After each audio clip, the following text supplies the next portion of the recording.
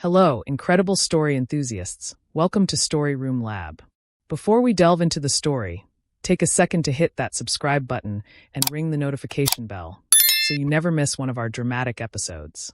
Now, tell me in the comments below, where are you watching this story unfold from? I love seeing our community grow across the globe. Now let's delve into the story. I am Major Elias, the Vance, 38, active duty intelligence officer. My life is built on anticipating threats, managing vulnerabilities, and executing with surgical precision. My home, a newly purchased tutor in suburban DC, was supposed to be my fortress. My marriage to Victoria, a stunningly successful political consultant, was supposed to be my safe harbor. Tonight, that fortress was a gilded cage, and the safe harbor was about to be obliterated by a rogue wave. Tonight was my birthday party. A grand, catered affair Victoria had insisted upon, overflowing with colleagues from the Pentagon, her influential political contacts, and a scattering of family.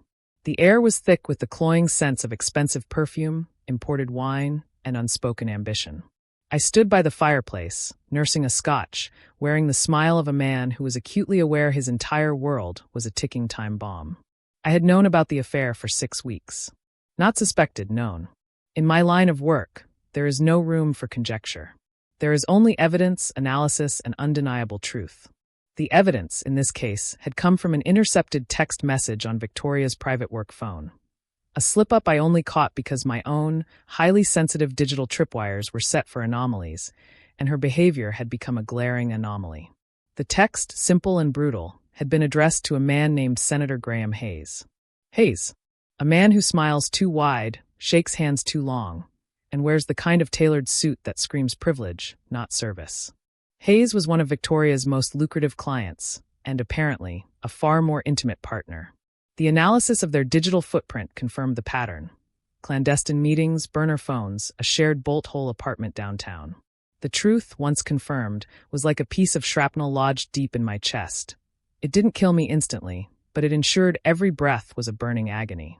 For 6 weeks, I had maintained the facade. I went to work, executed complex mission briefs, came home, and played the loving husband. It was the longest, most demanding covert operation of my career. My training kicked in, the discipline of silence, the controlled demeanor, the ability to operate under extreme duress. I treated the marriage like a high-risk intelligence target, gathering every piece of data, every conversation, every betrayal, not in anger, but in cold, methodical preparation. I understood strategy. I knew that in any conflict, the one who controls the narrative and the timing wins. Victoria, meanwhile, was radiant. She moved through the party like a queen, her laughter musical, her hand occasionally resting on my arm with a practiced intimacy that now felt like a violation. She was wearing the deep emerald dress I had bought her for our 5th anniversary. I observed her with the clinical detachment of a sniper sighting a target. Beautiful, yes, but fundamentally flawed and positioned for inevitable removal. She didn't know I knew. She thought she was maneuvering for the final, decisive blow. But I was the one who had already calculated the trajectory of the counterstrike. I had a moment alone with my closest friend, Major Ben Wrench Carter, a fellow officer who knew more about my vulnerabilities than anyone. He noticed the tension in my jaw. "Elias," Ben murmured, his eyes scanning the room with a practiced military awareness. "You're tighter than a drumhead, brother. What's going on? Is everything okay with Vic?" I took a slow sip of scotch, the ice cubes clinking softly. I kept my gaze steady, meeting his concerned look without blinking. "Everything is under control, Ben.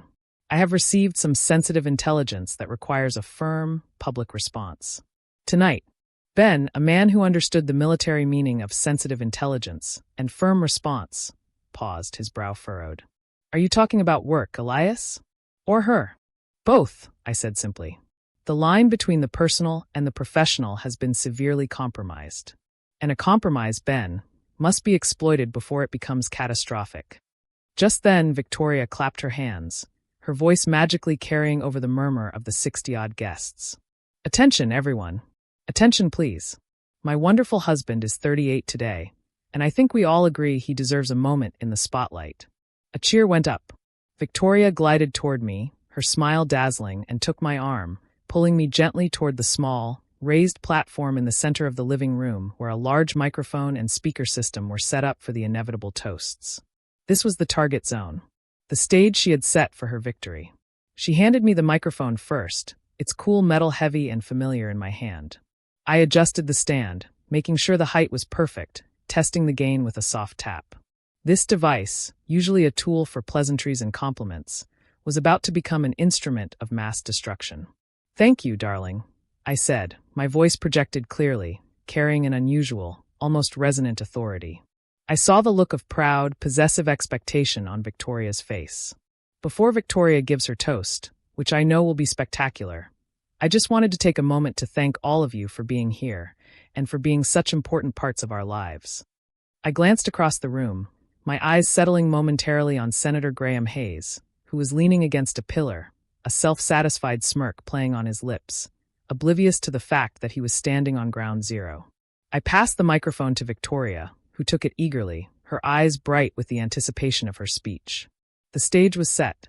The audience was assembled. She was ready to deliver the tactical strike she had been planning. But she had failed to account for a critical variable. A soldier is rarely unprepared for an ambush. I had already set the counter-ambush. The waiting was over. The execution phase was about to begin.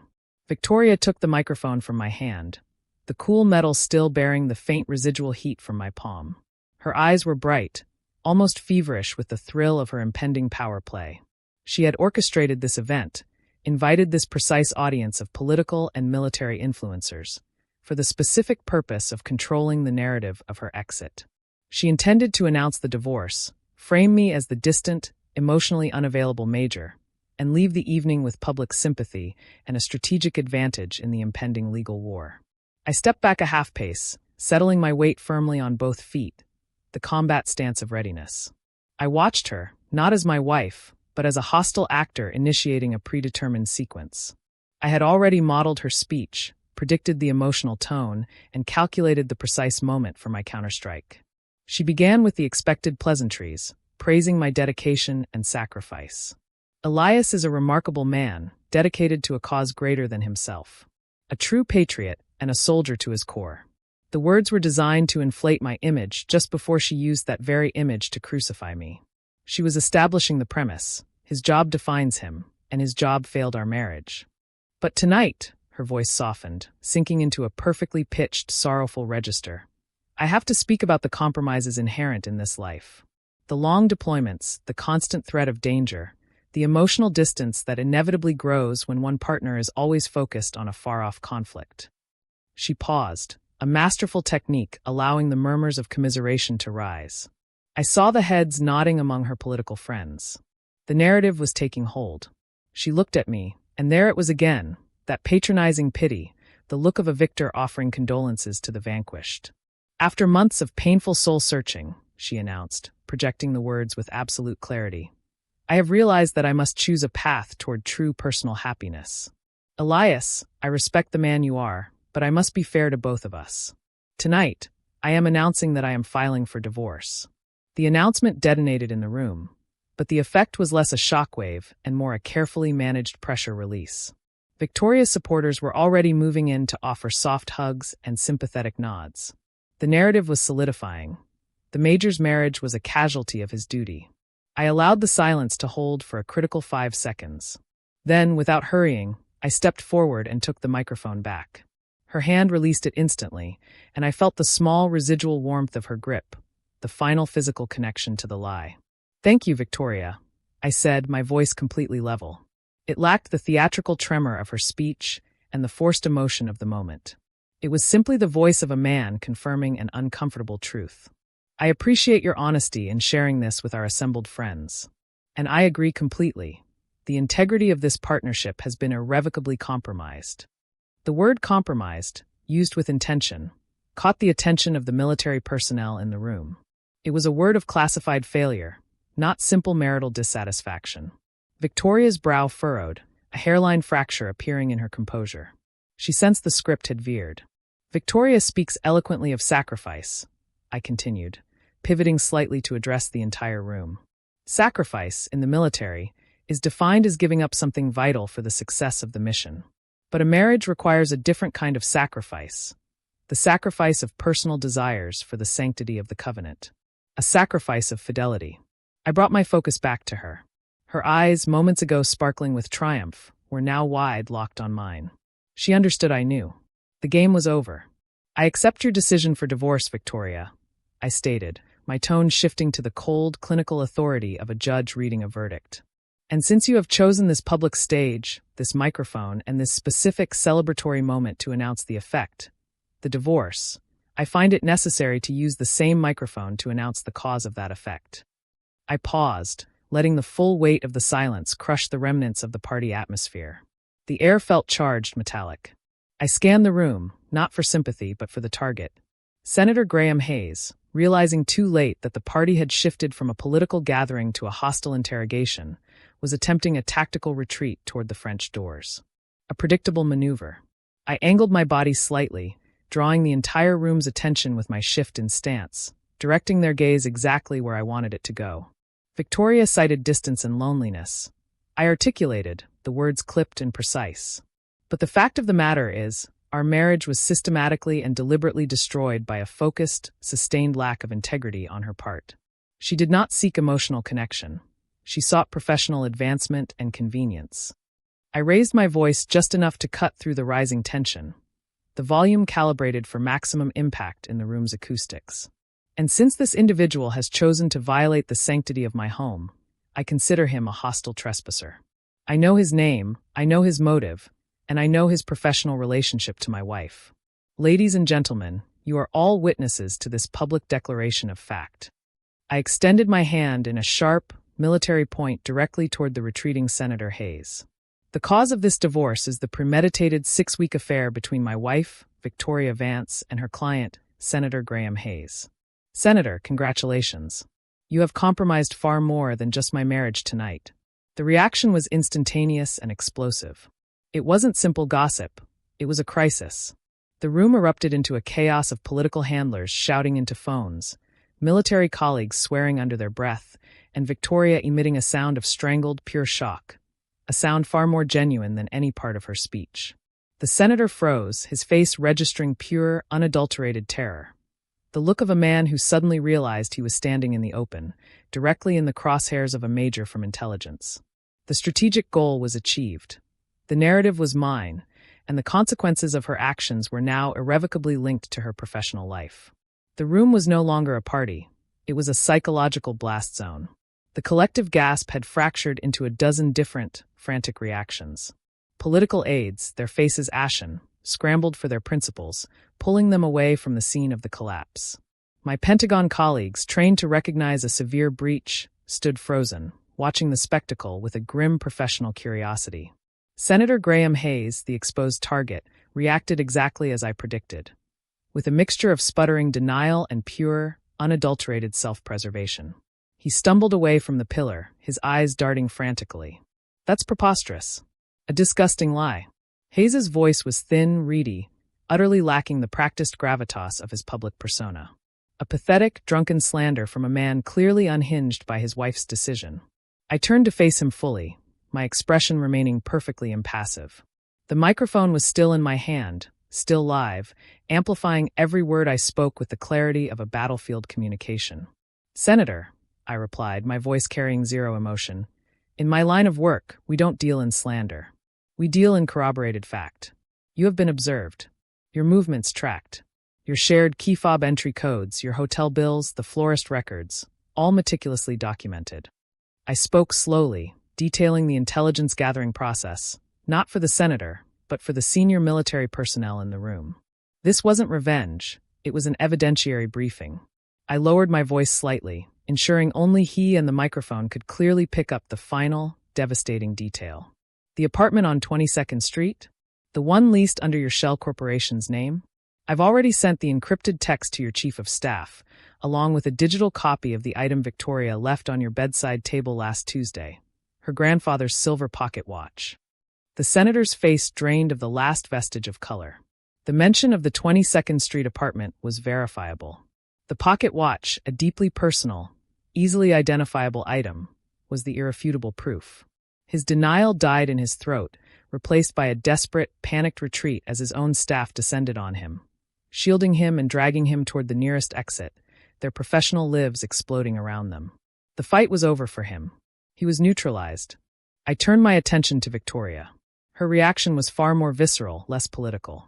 Her initial shock had curdled into a blinding, white-hot fury.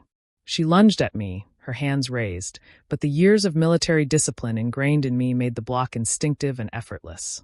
I took a step back, my arms remaining at my sides, refusing physical contact, refusing to give her the drama of a public brawl. "You bastard! You calculating, cold bastard!"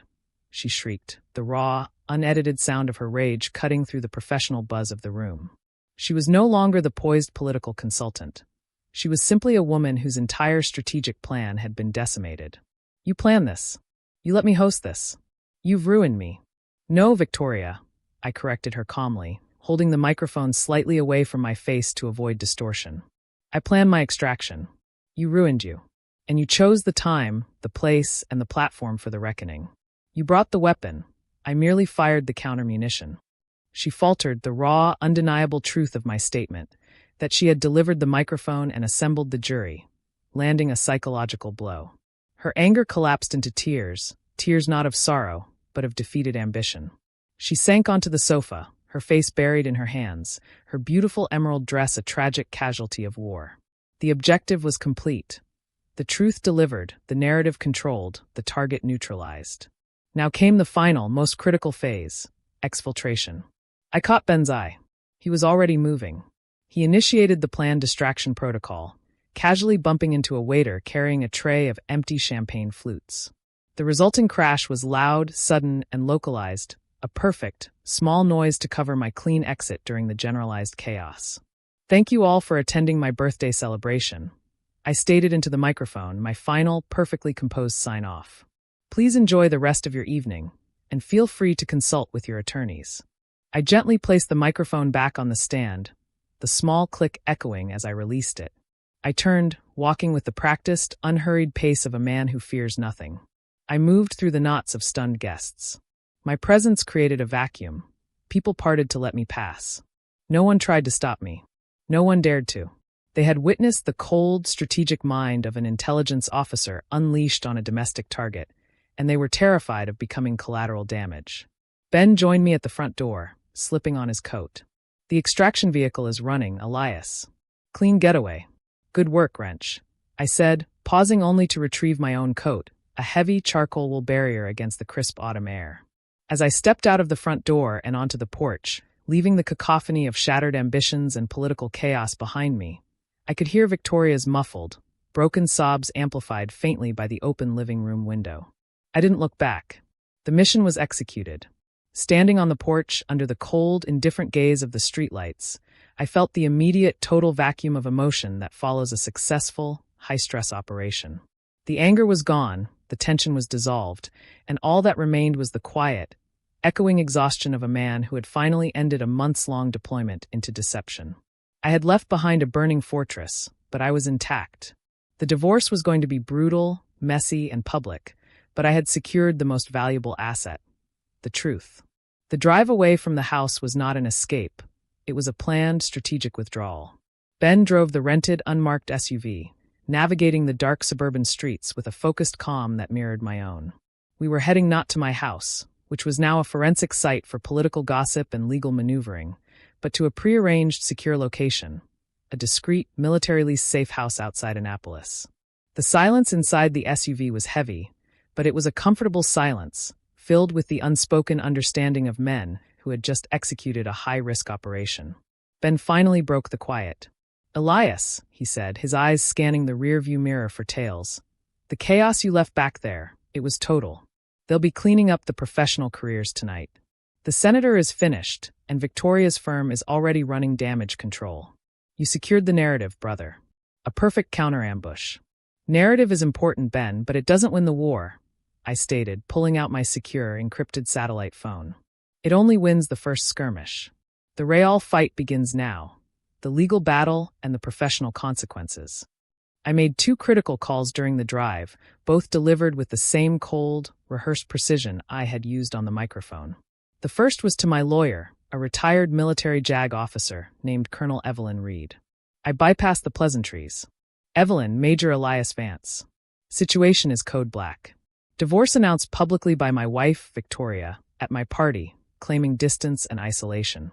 I countered Liv, with undeniable evidence of her sustained affair with Senator Graham Hayes. The evidence is secured and will be transferred to your secure line within the hour. My God, Elias.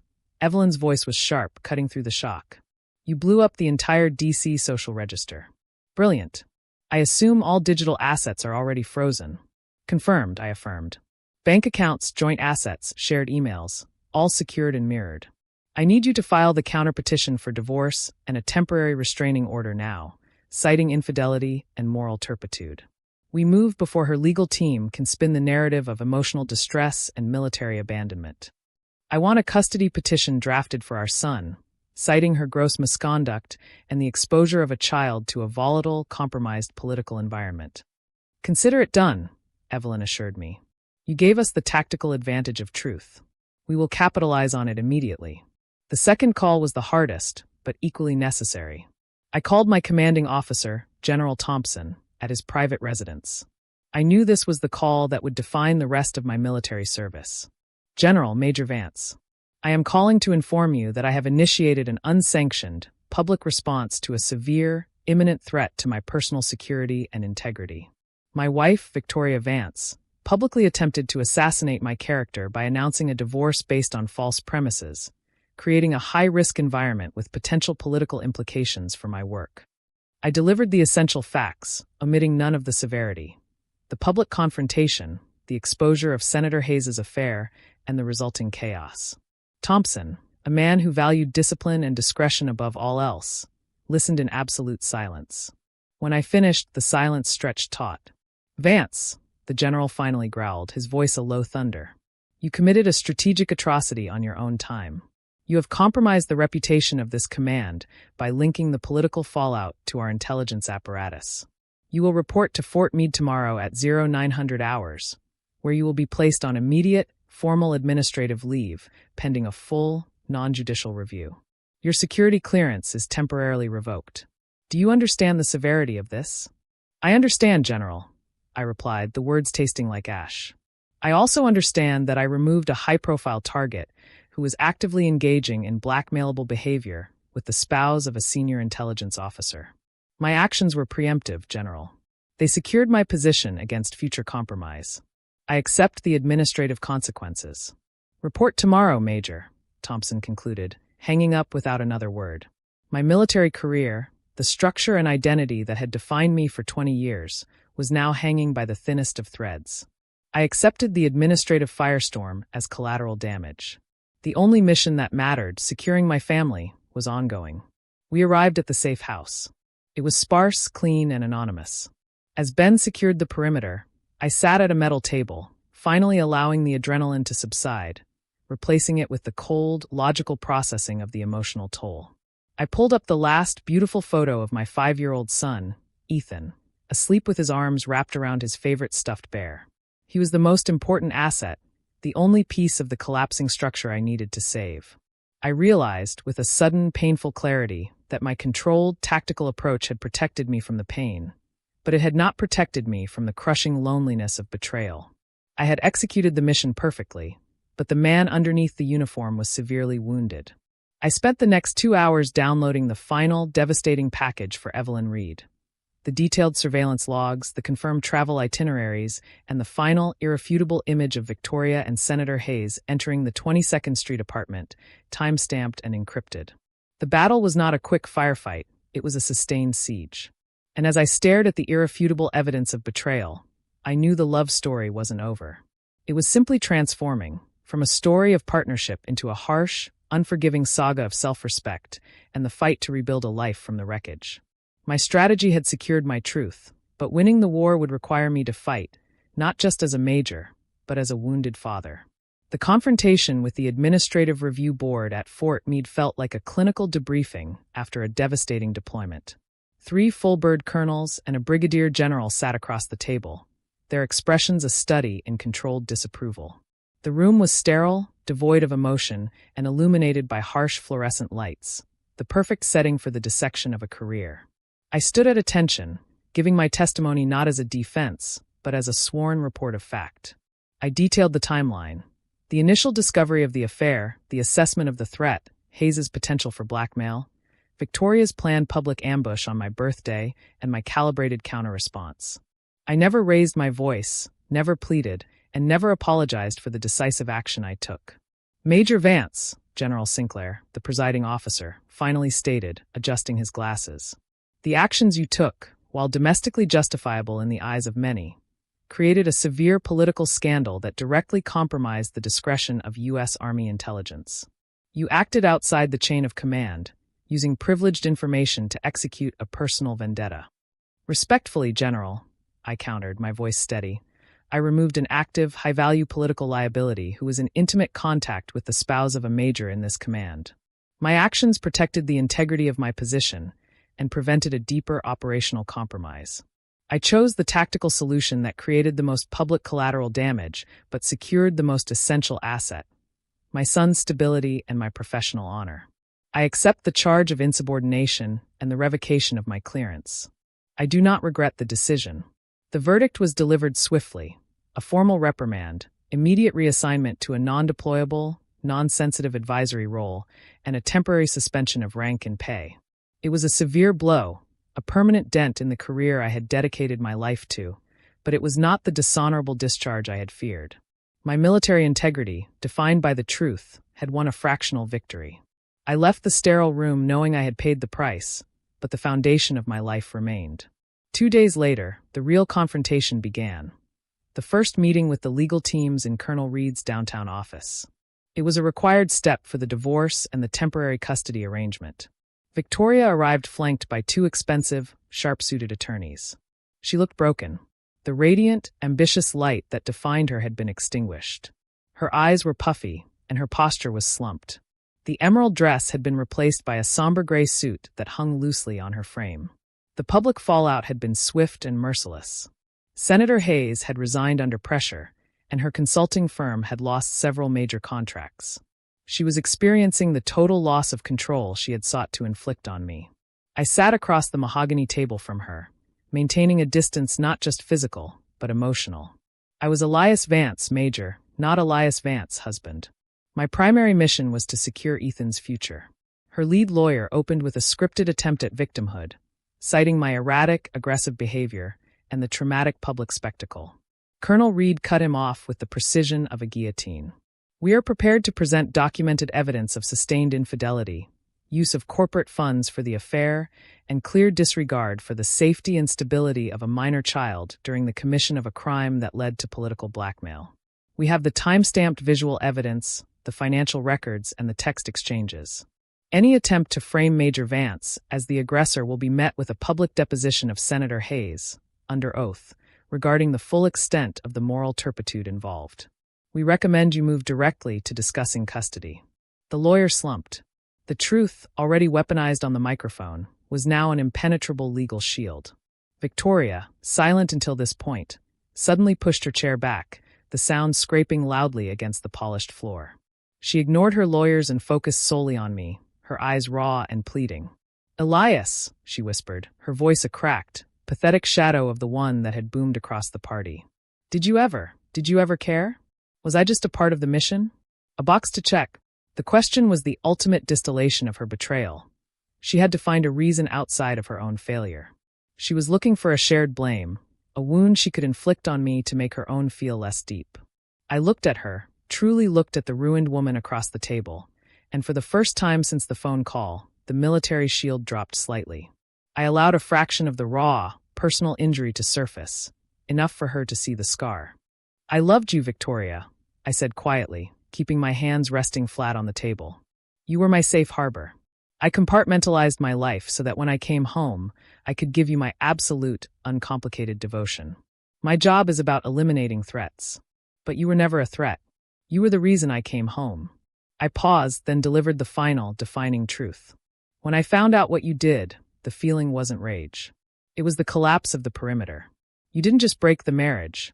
You compromised the one piece of my life I never allowed to be compromised. You forced me to choose between protecting you from the truth or protecting myself and Ethan with it. I chose the truth. You chose the lie. And the lie has cost you everything." She burst into violent tears, turning away from me, the full weight of her decision finally crushing her. The lawyers swiftly negotiated the temporary custody arrangement. Ethan would live with me at the safe house pending final settlement. I had won the core objective. I stood up, gathering my papers. I did not offer comfort, nor did I allow a final victory smirk. As I walked out, I knew the love story titled, "Wife Announced Our Divorce," was over. It ended not with a dramatic kiss or a tragic death, but with a microphone, the truth, and a permanent scar. I had executed the most critical mission of my life, the defense of my home. Now the quiet, painstaking work of building a new, secure one, a true safe harbor for my son, could begin.